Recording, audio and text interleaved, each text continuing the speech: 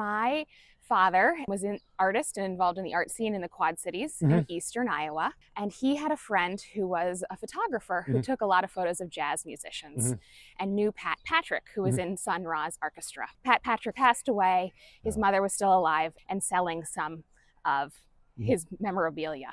So my father, my uncle, and a friend went to the sale, saw this headdress. It was $100, and they decided to split it three ways. My dad had cancer at the time, and so they let him keep it at our house. When he passed away, my mom has kept it since as a kind of a memento, and then I have it now in my dining room. So have you ever listened to Sun Ra? Yes. What's your take on him?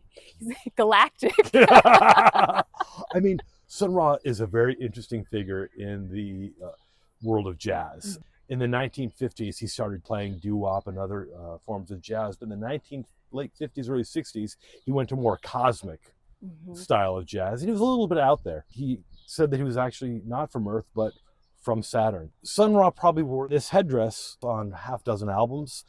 We've seen photos of him wearing headdresses like this at a couple of different concerts.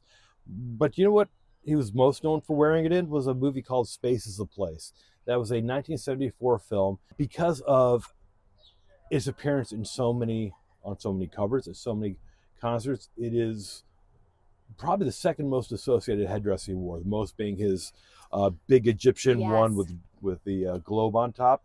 We tend to see that in his later years in the late 60s, early 70s for the most part. This is made from a butcher's apron, which was traditionally made of steel or aluminum discs that were pierced and linked together to protect butchers when they were slicing up meat. We don't know if it's the actual one he wore on a couple of his albums, but it's the exact same style. It's a beautiful piece, and I think at auction, I put an estimate of $3,000 to $5,000 on it.